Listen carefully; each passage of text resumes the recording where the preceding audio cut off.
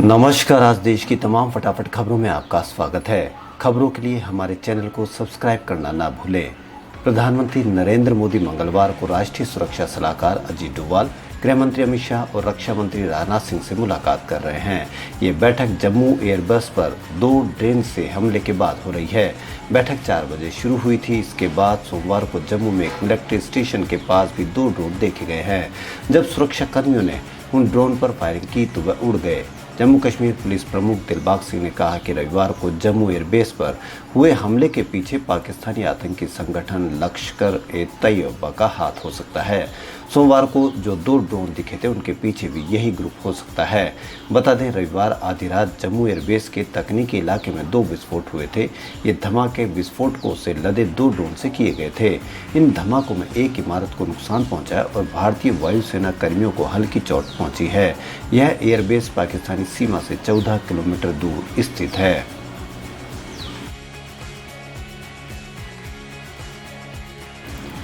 दिल्ली के उप मुख्यमंत्री मनीष सिसोदिया ने बीजेपी कार्यकर्ताओं पर उनकी सरकारी कार पर हमला करने का आरोप लगाया है। दिल्ली सरकार के शिक्षा मंत्री की भी जिम्मेदारी संभाल रहे सिसोदिया ने एक ट्वीट कर ये आरोप लगाया। उन्होंने ट्वीट में लिखा कि आज रोहतास नगर में स्कूल बनने का विरोध करते हुए बीजेपी नेताओं व गुंडों ने स्कूल में तोड़फोड़ की। मेरी सरकारी गाड़ी को तोड़ा, स्कूल का गेट तोड़कर अंदर मौजूद महिला शिक्षकों, इंजीनियर्स और मजदूरों के साथ बदतमीजी की।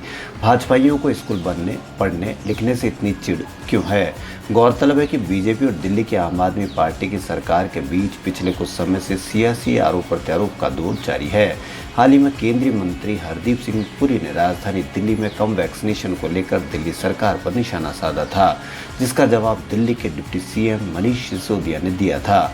नागरिक उड्डयन मंत्री हरदीप सिंह पुरी ने ट्वीट किया था कि जब देश में एक दिन में 84 लाख से ज़्यादा लोगों को कोरोना का टीका लगा हो, तब दिल्ली में महज 76,259 लोगों को ही वैक्सीन लग पाई।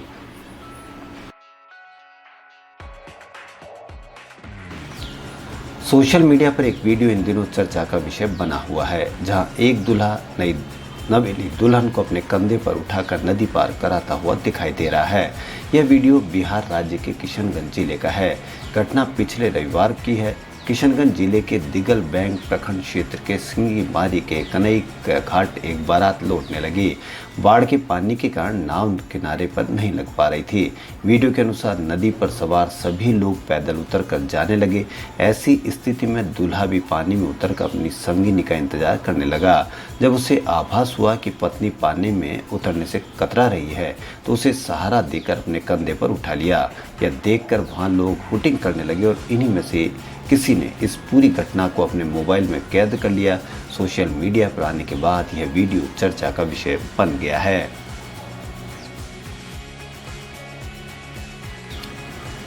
चार्टेड अकाउंटेंट यानी सीए के लिए शारीरिक तौर पर होने वाली परीक्षा के मामले को लेकर सुप्रीम कोर्ट ने कहा कि institute of chartered accountant of India परीक्षा का आयोजन 5 जुलाई से कर सकता है।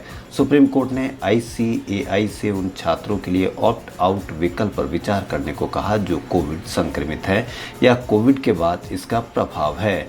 पीठ ने आईसीएआई से उस प्राधिकरण को नामित करने के लिए कहा जो एक उम्मीदवार को प्रमाणित कर सकता है कि ऑप्ट आउट चुनने के लिए कोविड से संबंधित मुद्दे हैं। आईसीएआई ने कहा कि वह सुप्रीम कोर्ट के सुझावों को लागू करेगा। आईसीएआई कल सूचित करेगा और मामले की सुनवाई भी बुधवार को होगी।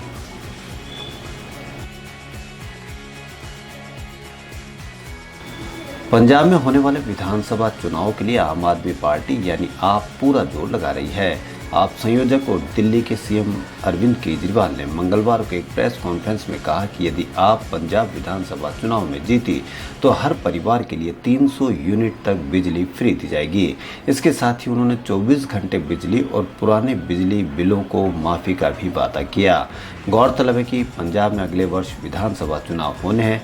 ऐसे में राज्य में राजनीतिक सरगर्मियां धीरे धीरे तेज होती जा रही है। राज्य में सत्तारूढ़ कांग्रेस के सामने आम आदमी पार्टी पार्टी और शिरोमणि अकाली दल चुनौती पेश कर रहे हैं। अकाली दल का बीजेपी के साथ गठबंधन टूट चुका और इस बार वे बहुजन समाज पार्टी के साथ गठजोड़ कर चुनाव मैदान में उतरेगी। आम आदमी पार्टी को भी पंजाब में ताकत माना जा रहा है। आप संयोजक केजरीवाल का पूरा ध्यान इस समय पार्टी की पंजाब में ताकत और बढ़ाने पर टिका है। पंजाब दौरे से पहले अरविंद केजरीवाल ने हाल ही में पंजाबी में ट्वीट कर कहा कि पंजाब बदलाव चाहता है, केवल आम आदमी पार्टी ही उम्मीद है।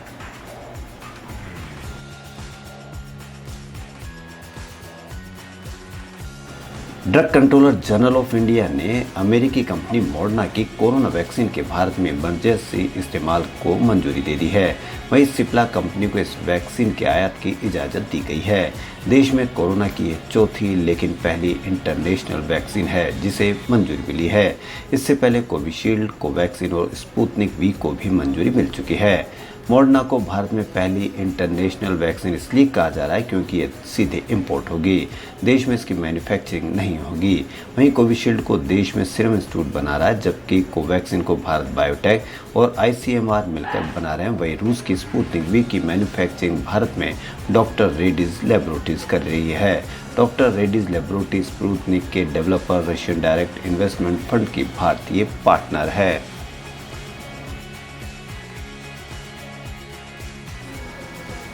गृह मंत्री अमित शाह, कानून मंत्री रविशंकर प्रसाद और बीजेपी प्रवक्ता संबित पात्रा के बाद अब ट्विटर ने सामाजिक कार्यकर्ता और वकील प्रशांत भूषण के खिलाफ एक्शन लिया है। माइक्रो ब्लॉगिंग साइट ने वैक्सीनेशन पर किए गए प्रशांत भूषण के ट्वीट को मिसलीडिंग बताया और उनके अकाउंट को 12 घंटे के लिए ब्लॉक कर दिया। भूषण ने सोमवार की शाम 6:20 पर एक ट्वीट किया था। इसमें कहा गया था कि कोविड वैक्सीन पर अपने विचार रखने के कारण मुझ पर कई लोगों ने जुबानी हमला किया। मैं कुछ दस्तावेज पेश कर रहा हूँ, इन कारणों से ही मेरे मन में वैक्सीन को लेकर भ्रम है। वैक्सीन का ट्रायल न किया जाना और उसके गंभीर नतीजों के अलावा मैं अपने विचारों को सेंसर किए जाने से भी चिंतित हूँ। ट्विटर ने न सिर्फ प्रशांत भूषण के ट्वीट पर मिसलीडिंग का लोगो लगाया, बल्कि वहां एक लिंक जनरेट कर दिया। इससे क्लिक करने पर यूजर के सामने वैक्सीन से जुड़ी जानकारियां आ जाती है। इसमें बताया गया कि क्यों हेल्थ एक्सपर्ट्स ने ज़्यादातर लोगों के लिए वैक्सीन को सुरक्षित बताया है।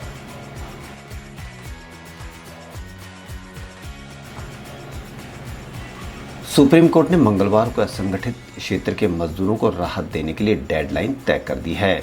अदालत ने राज्यों और केंद्र शासित प्रदेशों से कहा है कि वह 31 जुलाई तक one nation one ration card scheme लागू करे। केंद्र को निर्देश दिए हैं कि वो NIC के साथ मिलकर असंगठित मजदूरों के रजिस्ट्रेशन के लिए पोर्टल डेवलप किया जाए ताकि उन्हें स्कीमों का फायदा दिया जा सके। सुप्रीम कोर्ट ने इसके लिए भी 31 जुलाई की डेडलाइन दी है। इसके साथ ही कोर्ट ने राज्यों से कहा है कि वह तब तक कम्युनिटी किचन चलाए जब तक देश में महामारी से पनपे हालात खत्म नहीं हो जाते हैं। पिछली सुनवाई में भी सुप्रीम कोर्ट ने चिंता जाहिर करते हुए कहा था कि हम चाहते हैं कि कोई मजदूर और उसका परिवार भूखा ना रहे। खबरों फिलहाल इतना ही। यदि आपको हमारा चैनल पसंद आए तो लाइक, सब्सक्राइब और शेयर अवश्य करें। धन्यवाद।